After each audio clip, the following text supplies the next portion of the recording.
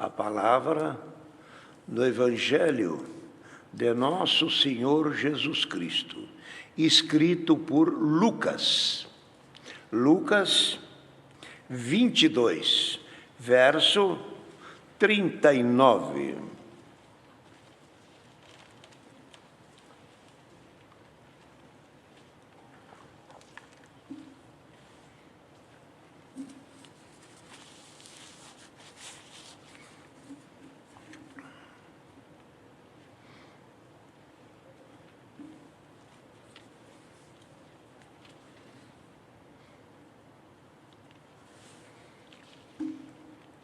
Jesus em Getsemane. E saindo foi, como costumava, para o Monte das Oliveiras, e também os seus discípulos o seguiram. E quando chegou àquele lugar, disse-lhe: orai, para que não entreis em tentação. E apartou-se deles, a cerca de um tiro de pedra, e pondo-se de joelho orava, dizendo: Pai, se queres, passa de mim este cálice, todavia não se faça a minha vontade, mas a tua. E apareceu-lhe um anjo do céu que o confortava. E posto em agonia, orava mais intensamente, e o seu suor tornou-se em grandes gotas de sangue que corriam até o chão. E levantando-se da oração, veio para os seus discípulos e os achou dormindo de tristeza. E disse-lhe: por que estáis dormindo? Levantai-vos e orai, para que não entreis em tentação. Estes versos. Amém. Esta passagem, os irmãos sabem bem, o Senhor Jesus foi orar para pedir forças a Deus de enfrentar o que havia, ou que estava no seu caminho, já determinado por Deus, que era a morte. Aqui o cálice a que ele se refere é a morte. O cálice mais amargo da humanidade é a morte. E ele havia de passar por ele. E se não passasse por ele e não vencesse o obstáculo da morte, a igreja não teria vida. Porque a vida nossa, a que nos referimos e a que a palavra de Deus traz, ela é só depois da morte. Porque ele diz que desta vida nós não somos, que nós somos peregrinos, somos forasteiros. Quando fala desta vida, ele diz: essa vida é pequena e é passageira, não ame o mundo, nem aquilo que no mundo há. A vossa vida é como uma fumaça que aparece e já desaparece. A vossa vida e a vossa glória é como a erva e a flor da erva. Secou a erva, acabou a sua glória e a sua flor. E ele falava isso referindo-se à pequenez da vida do homem na terra. Porque a promessa de Deus fez para com os homens era reconduzir o homem à eternidade, para viver eternamente. Mas, irmão, ele não podia chegar a este ponto, por causa do erro que houve em Adão. Então, ficou o homem parado. Mas Deus sempre tratou da humanidade, tratou dos homens, querendo levá-los sempre a um ponto melhor.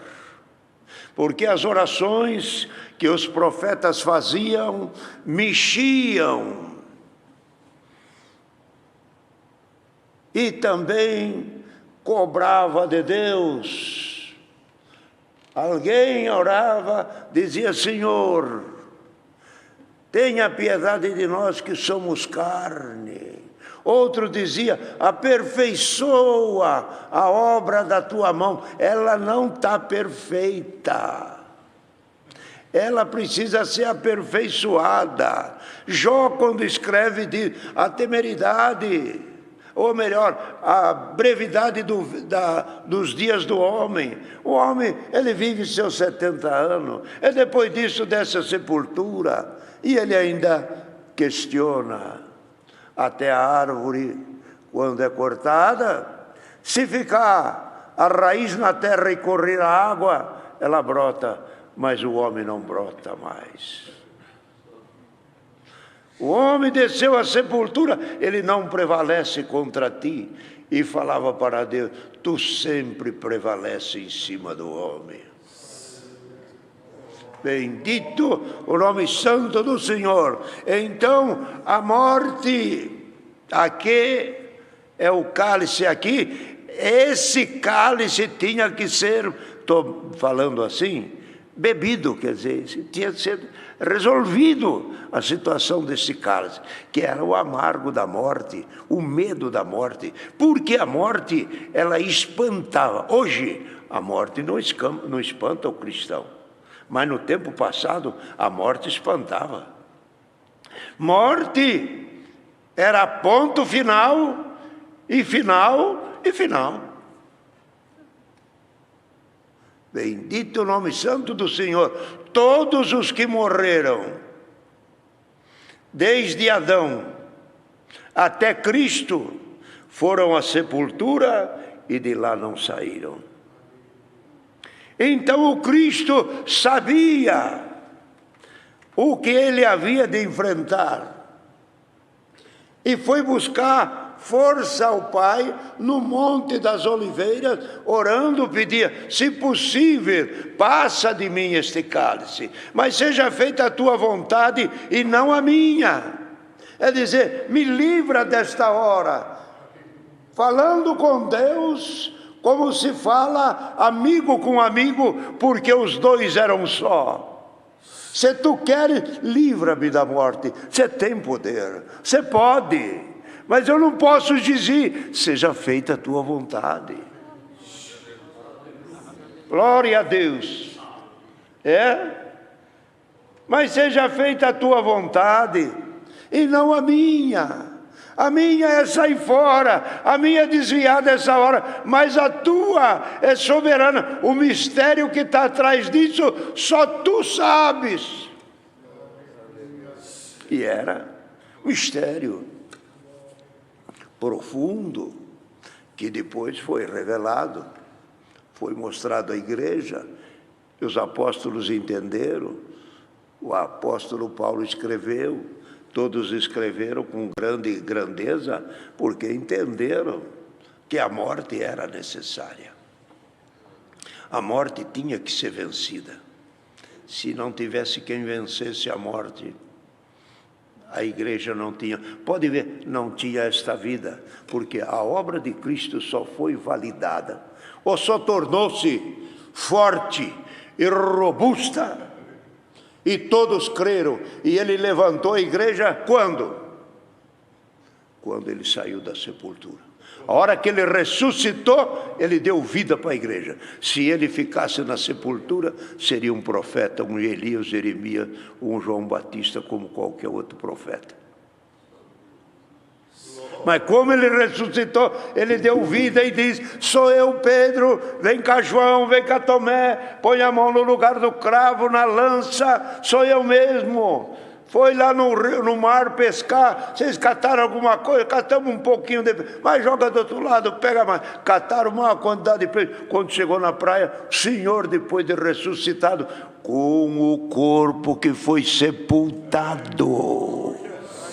Com o corpo que foi sepultado, atravessava a parede, aparecia aqui, aparecia milhares para frente, estava aqui, daqui a pouco estava lá, onisciente, onipresente, onipotente. Aparecia. Então, quando eles chegaram às barrancas da praia, Vocês têm alguma coisa para comer? Não temos. Mas eu tenho aqui, vem cá. Eu tenho um pouco de pão aqui e uns peixinhos assados. Vem comer comigo. Olha isso aqui. Comeu pão e peixe com o corpo que foi morto na cruz. Comeu pão e peixe com o corpo que foi crucificado e ressuscitou. O mesmo corpo comeu pão e peixe junto com os seus discípulos. Vocês estão vendo quem eu sou? Sou eu que falei que ia ficar 3 dias no ventre. Como Jonas ficou 3 dias no ventre do peixe, eu ia ficar 3 dias no seio da terra. É o 3º dia. Estou com vocês. Tem mais alguém que não me viu? Não. Ficou 40 dias aparecendo para cá e para lá.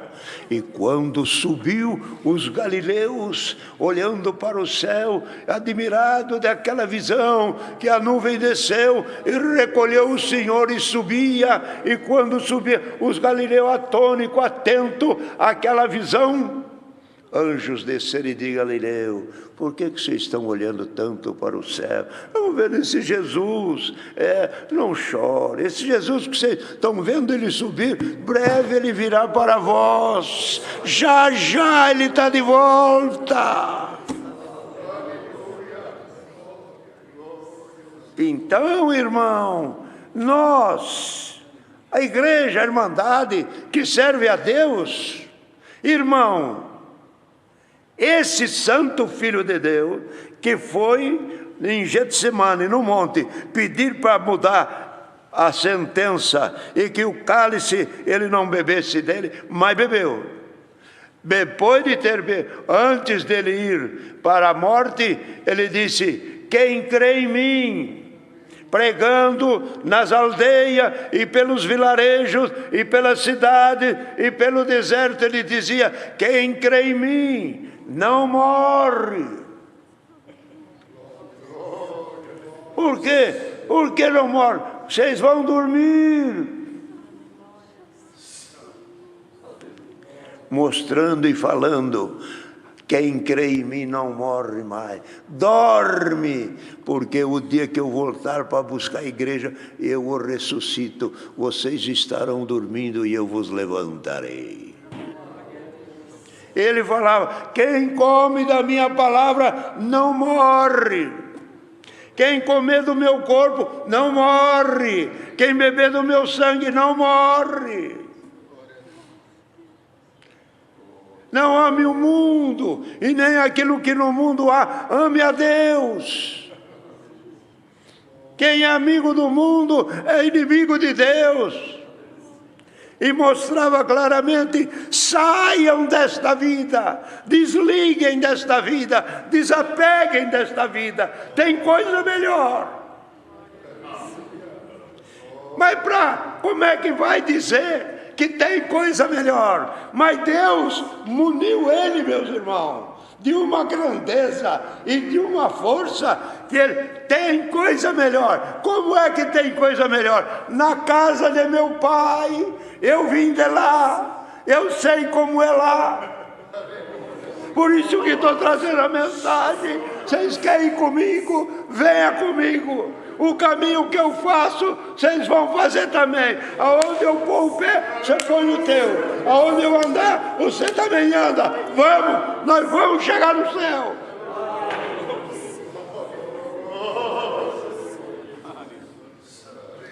É o conselho da palavra. Então, queridos irmãos, ele foi pedir força, mas Deus não livrou ele da morte. Mas está escrito em outra parte que Deus o ajudou e tirou ele da morte. Tirou porque o império, irmão, da morte do inferno estava na mão de Satanás. Satanás fechava e abria e ninguém mexia com ele. Deus deixou isso com ele, até a chegada do Filho de Deus. Quando o Filho de Deus foi à sepultura,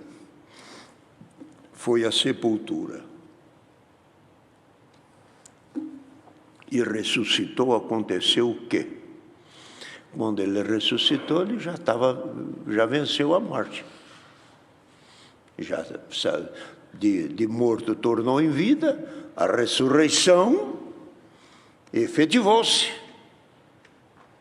Mas ele ainda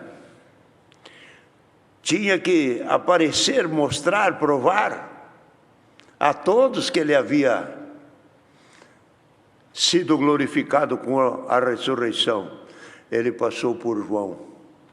João, que estava na ilha de Pátmos, preso por causa do testemunho de Jesus, ele apareceu na ilha de Pátmos. João, desanimado, caído, bem desalentado, tocou nas costas dele e disse: João, acorda, sou eu. Quem é? Eu sou Jesus. Quem Jesus? Eu, Jesus, que morri e já ressuscitei. João, acorda, João. Levanta, abre os olhos. Vê direito. Põe atenção. João, aqui está a chave. A chave da morte e do inferno, e eu arranquei das mãos do diabo. Agora está na minha mão. A porta que eu abri, ninguém fecha. E a que eu fechar, também ninguém abre. Pode estar seguro, você está garantido. Eu morri, ressuscitei, te dou guarda, te dou proteção. Glória ao nome santo do Senhor. Então, aqui, nesses pontos que Deus está dando de explicar, é onde está apoiada, nossos irmãos, a nossa esperança. Agora é o que Paulo escreveu dizendo aos coríntios. Teve algum da igreja de Corinto, que sempre tem algum, que quer saber mais ou entortar as coisas para não dar certo. Então eles diziam que já havia sido feita a ressurreição e que a ressurreição era de Cristo. Paulo dizia, se não há ressurreição, também Cristo não ressuscitou, porque ele é o primeiro da ressurreição. Então, provava dentro da Escritura, Paulo dizendo que haveria de ter a ressurreição. E Paulo dizia, se não há ressurreição, então vamos comer, beber, e viver e morrer. Por quê?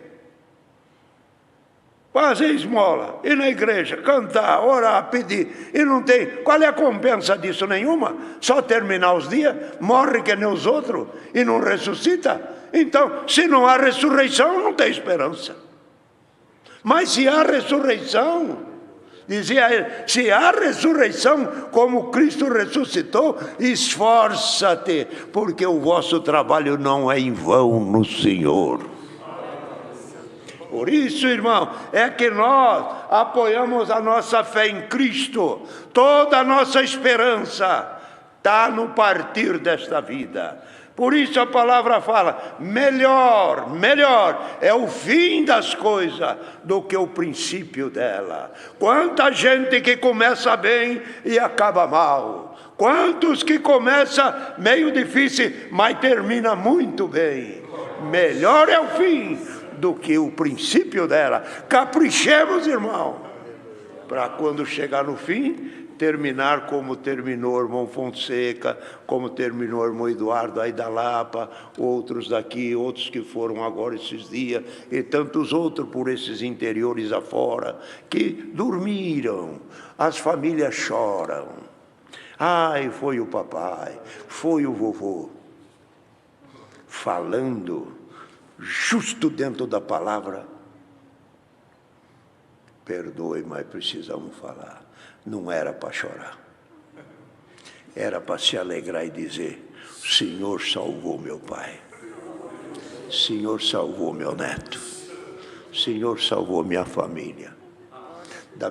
Esta vida, desculpa, é isto aqui. Sendo crente ou não sendo crente, nós vamos partir desta vida.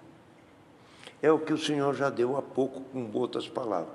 Se nós sabemos que vamos partir e que vamos deixar essa vida, por que você não se prepara e eu não nos preparemos para sair daqui com a esperança da vida eterna. Você sabe que vai. E por que não se prepara? Você sabe que vai. Eu sei que vou. Quando é o dia? Quando é a hora? Não sei. Falta muito, falta pouco. Nem sei, sabe, mas vai. E se sabe que vai, prepara. Custa você pegar a palavra de Deus e pôr ela, e amar ela, e pôr ela dentro do corpo. Não é a Bíblia inteira, meditar ela e dizer: Senhor, guarda, salva-me, santifica, não deixe eu pecar, não deixe eu errar. Eu quero ver a tua face, eu quero ver o meu pai lá no céu, eu quero ver a minha esposa, quero ver meu avô, quero ver o meu filho, quero encontrar no reino da tua glória. Tenha esperança. Esperança viva, porque vai acontecer. Deus seja louvado.